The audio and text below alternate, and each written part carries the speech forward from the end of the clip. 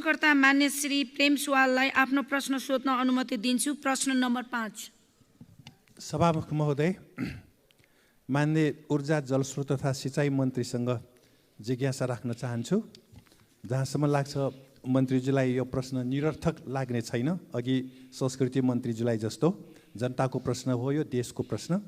नेपालीको 20 लाख किताबभन्दा बढी सेयर भएको चिनिया कम्पनी सिनो हाइड्रोले ठेक्का पाएको माथिल्लो तामाकोसीको 456 मेगावाट जलविद्युत भारतलाई सस्तोमा बेच्नुभन्दा पनि नेपालीलाई सस्तोमा बिजुली दिनु जरुरी छैन र? धन्यवाद। मान्य सदस्यहरू, अब मान्य ऊर्जा जलस्रोत तथा सिँचाइ मन्त्री श्री शक्तिबहादुर बस्नेतलाई उक्त प्रश्नको उत्तर दिन अनुमति दिन्छु। धन्यवाद। सम्मान्य सभामुख महोदय मार्फत म मान्यज्यूलाई धन्यवाद भन्न चाहन्छु। विषय सान्दर्भिक नै उठाउनु भएको छ।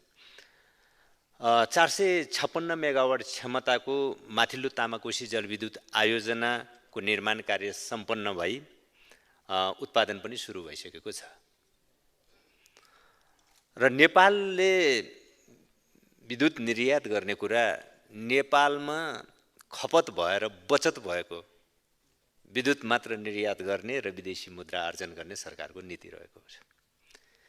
त्यसकारण देशभित्र खपत नगरी विदेश निर्यात गर्ने सरकारको नीति छैन, पहिलो कुरा। र जहाँसम्म 456 मेगावाट क्षमताको माथिल्लो तामाकोसी जलविद्युत आयोजनाको सन्दर्भ छ, यस आयोजनाबाट उत्पादित विद्युत आन्तरिक खपतको लागि नै प्रयोग भइरहेको व्यवहार म अनुरोध गर्न चाहन्छु। धन्यवाद। मान्य सदस्यहरू, अब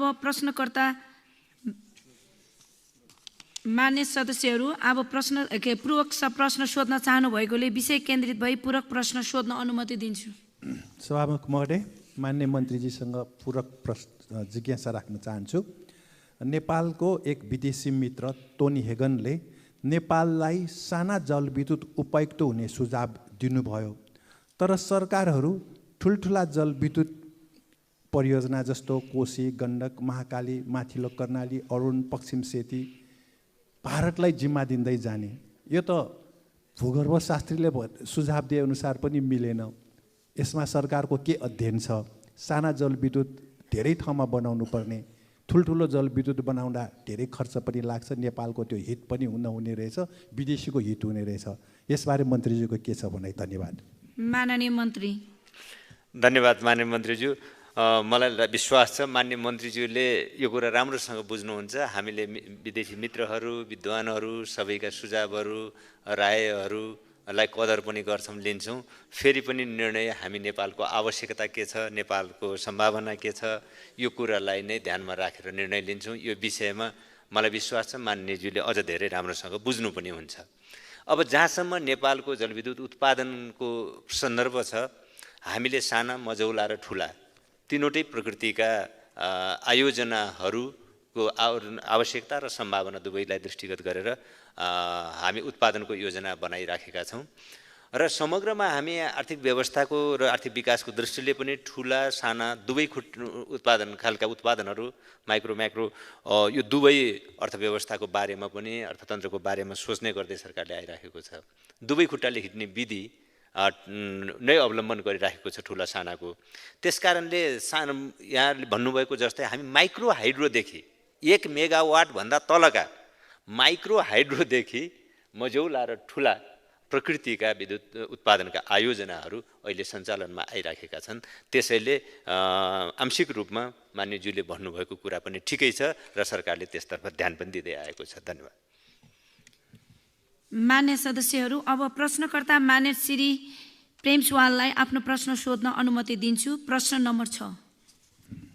सभामुख महोदय, मन्त्रीजीसँग प्रश्न राख्न चाहन्छु। 112 वर्षमा सरकारी 662 मेगावाट बिजुली मात्र उत्पादन हुनु सरकारको असक्षमता हो कि होइन? निजी क्षेत्रले कति मेगावाट बिजुली उत्पादन गरेको छ? बहुदल र गणतन्त्रका सरकारहरूको 35 वर्षमा बिजुली उत्पादन ढिलो कछुवा गतिमा मात्र किन भयो? धन्यवाद। मान्य सदस्यहरू, अब मान्य ऊर्जा जलस्रोत तथा सिँचाइ मन्त्री श्री शक्तिबहादुर बस्नेतलाई उक्त प्रश्नको उत्तर दिन अनुमति दिन्छु। धन्यवाद। एउटा महत्त्वपूर्ण प्रश्न फेरि उठाउनु भएको छ मान्यजीले, म सामान्य सभा महोदय मार्फत धन्यवाद भन्न चाहन्छु। यो सरकार भन्नुभएको छ, कुन चाहिँ सरकारलाई भन्नुभएको मैले अलि अलमल छु, तर पनि म यहाँ विषयहरू राख्दैछु। हो, नेपालमा जलविद्युत विकासको यात्रारम्भ भएको विक्रम सम्वत 1968 सालदेखि फर्पिङ जलविद्युत आयोजनाको उत्पादनदेखि। मान्यजीले यहाँ बहुदल यताको कुरा गर्नुभएको छ, सायद 47 साल यताको भन्नुभयो होला। 46 सालसम्म म अलिकति एउटा सन्दर्भ यहाँ राख्न चाहन्छु। यसै सन्दर्भमा 2046 सालसम्म एउटा खण्ड 1968 देखि आइपुग्दा 78 वर्ष बित्दो रहेछ। त्यो 78 वर्षमा हामीसँग 250 मेगावाट उत्पादन भएको रहेछ, 78 वर्षको अवधिमा। आजका दिन हामीसँग करिब 2975 मेगावाट उत्पादन छ। आजका दिन यही आर्थिक वर्षमा अरु 500 मेगावाट उत्पादन हुन्छ र केन्द्रीय ग्रिडमा जोडिन्छ। 2046 सालसम्म 78 वर्षको अवधिमा हामीसँग 250 मेगावाट थियो। 63-64 सम्म आइपुग्दा अर्को 16-17 वर्ष बित्छ। त्यो अर्को 16-17 वर्षको अवधिमा हामीसँग 700 मेगावाट पुग्यो, 500 मेगावाट थपिएर। 78 वर्षमा म एउटा यो तुलनात्मक अध्ययनको लागि म यहाँ अलिकति रेफरेन्स पनि राखिरहेको छु। 78 वर्षमा 250 मेगावाट थियो, अर्को 17 वर्षमा 450 मेगावाट थप भएर 700 मेगावाट पुग्यो। 63-64 देखि यो अहिले 80 सालसम्म आइपुग्दा हामीसँग अहिले 2975 मेगावाट छ।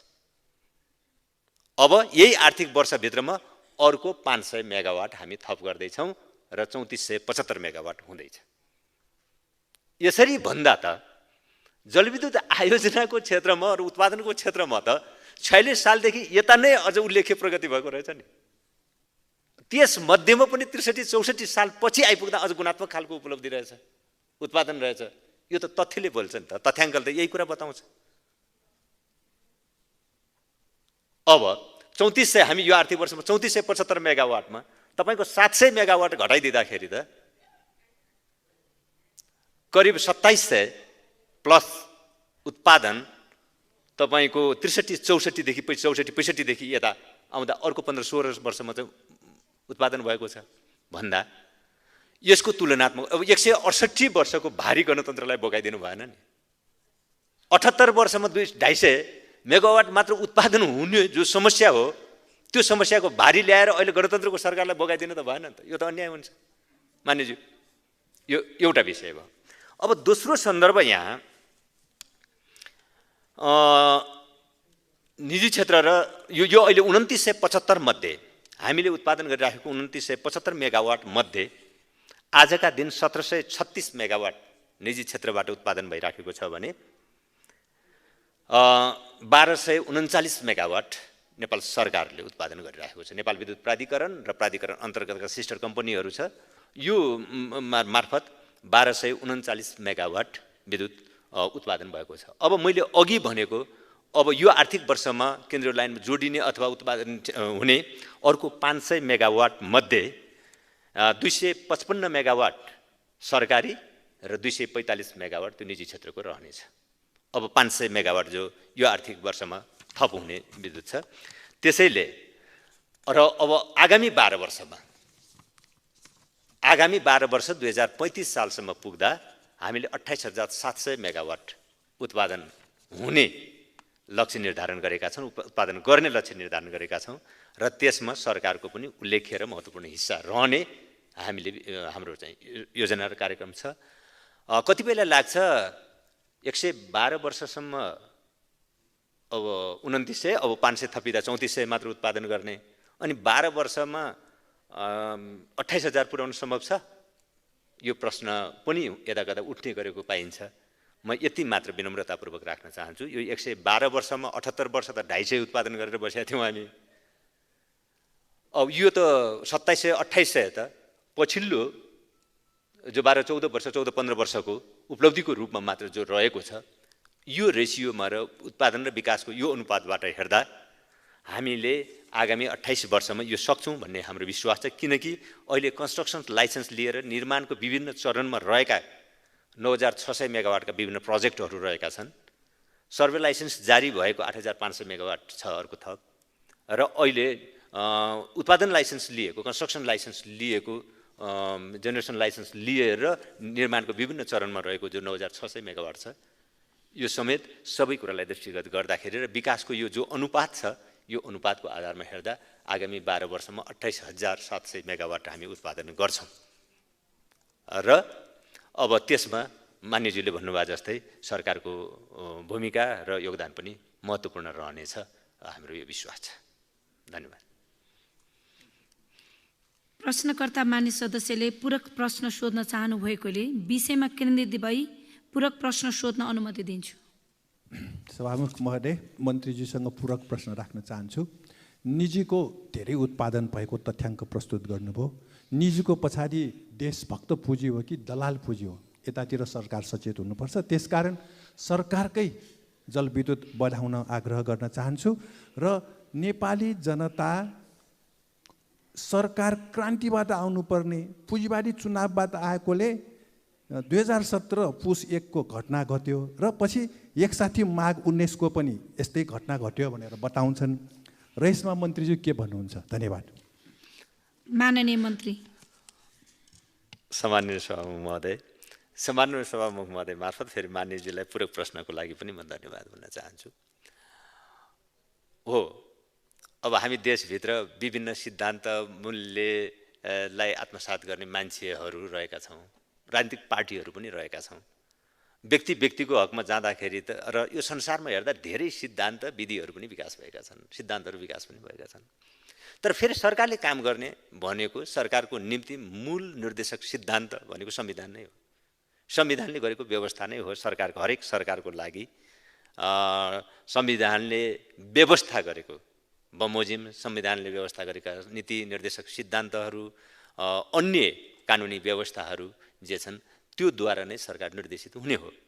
अब अहिले हाम्रो संविधानले हामीलाई गरेको मार्गदर्शन, संविधानको अहिलेको संवैधानिक व्यवस्था भनेको सरकार सार्वजनिक क्षेत्र, निजी क्षेत्र, सहकारी क्षेत्र, सामुदायिक क्षेत्रको साझेदारीमा आर्थिक विकास र समृद्धिको यात्रा तय गर्ने र समृद्धि हासिल गर्ने जो हाम्रो संवैधानिक व्यवस्था छ, त्यो संवैधानिक व्यवस्थाको मार्गदर्शनमा नै सरकारले काम गर्दछ, पहिलो कुरा।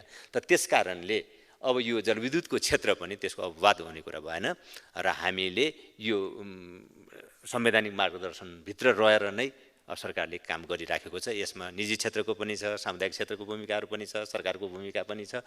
अब जहाँसम्म निजी क्षेत्रमध्ये कुन निजी क्षेत्र हो, स्वदेशी हो कि विदेशी हो भन्ने कुरा गरिराख्नु भएको छ, त्यसमा चाहिँ दुवै क्षेत्र चाहिँ दुवैको सहभागिता रहेको छ र सरकारले स्वदेशी निजी क्षेत्रलाई, प्रवर्धकहरूलाई अथवा उत्पादनकर्ताहरूलाई फेरि विशेष प्राथमिकतामा राखेर व्यवहार गर्ने गरिराखेको छ।